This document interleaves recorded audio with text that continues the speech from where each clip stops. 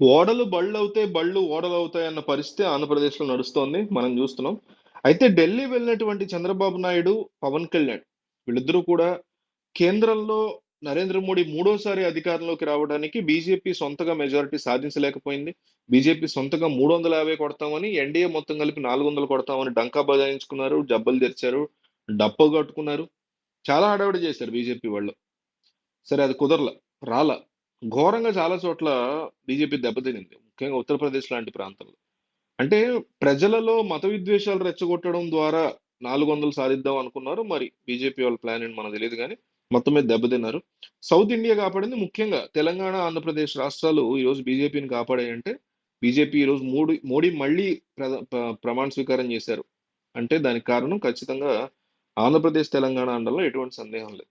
So, ఈ చంద్రబాబు నాయుడు గాని, పవన్ కళ్యాణ్ గాని ఆబ్వియస్‌లీ వాళ్ళు ఆహ్, ఎదిరించి వేరే కుటుంబంలోకి వెళ్ళేటువంటి ధైర్యం వాళ్ళు చేయరు. ఎవరు చేయరు. జగన్మోహన్ రెడ్డి కూడా చేసిన సందర్భాలు లేవు. సో, అయితే ఇక్కడ చంద్రబాబు మీద వస్తున్నటువంటి బిగ్గెస్ట్ ఎలిగేషన్ అనండి, లేకపోతే ఒక బిగ్గెస్ట్ ఆరోపణ ఏంటంటే, మీరు చేతిలో ఇంతమంది ఉన్నప్పుడు ఎన్‌డీఏ ప్రభుత్వాన్ని సపోర్ట్ చేయాలనుకున్నప్పుడు మీరు ఎందుకు ప్రత్యేక హోదా అడగలేదు? అది మీ చేతకంతనమే గదా! అని ప్రశ్నిస్తున్నారు చాలామంది.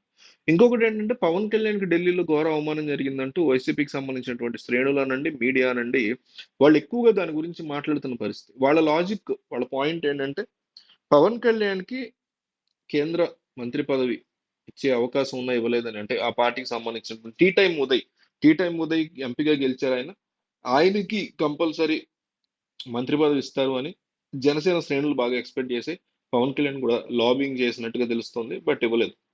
అయితే దానికి వాళ్ళ నుంచి ఇస్తున్న సమాధానం ఏంటంటే, అంటే మనకు కూడా జనరల్ గా అదే అనిపిస్తుంది. అదేంటంటే కేవలం 2 ఎంపీలే కదా గెలిచింది జనసేన. సో ఒక 10, 15 గెలిచి ఉంటే వాళ్ళకి వాళ్ళలో ఒకళ్ళకి కంపల్సరీ యూనియన్ మినిస్ట్రీ ఇవ్వాలి.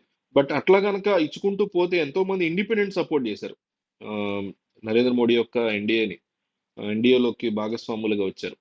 అట్లాగే చిన్న చిన్న పార్టీస్ ఉంటాయి. 2, 3 ఎంపీలను గెలిచిన పార్టీస్. వాళ్ళు కూడా అడుగుతారు కాబట్టి పవన్ కళ్యాణ్‌కి ఆయన పార్టీకి సంబంధించినటువంటి ఎవరికీ కూడా ఈ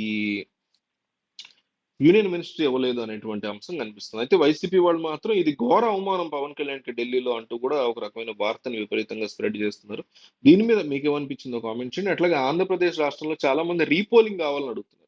నిజంగా ఏపీలో రీపోలింగ్ కావాలని మీరు అనుకుంటున్నారా? వద్దనుకుంటున్నారా? యెస్ అయితే యెస్ అని కామెంట్ చేయండి రీపోలింగ్ కావాలంటే. వద్దంటే నో అని కామెంట్ చేయండి. అసలు ఏపీ ప్రజలు ఏమనుకుంటున్నారో ఎలక్షన్ కమిషన్‌కి తెలియాలిగా. ప్రజలకు తెలియాలిగా. జగన్మోహన్ రెడ్డికి, చంద్రబాబుకి, పవన్ కళ్యాణ్‌కి వీళ్ళకి తెలియాలిగా. సో, కంపల్సరీ కామెంట్ చేయండి. కింద ఉన్నటువంటి కామెంట్ సెక్షన్‌లో రీపోలింగ్ కావాలంటే యెస్ అని, నో అంటే వద్దని కంపల్సరీ కామెంట్ చేయండి. ప్రజానీకం ఏమనుకుంటున్నారు అనేది నాయకులకు తెలియాల్సిన బాధ్యత మనకుంది. కాబట్టి ఎవ్వరు వీడియోని కామెంట్ చేయకుండా మాత్రం వెళ్ళకండి.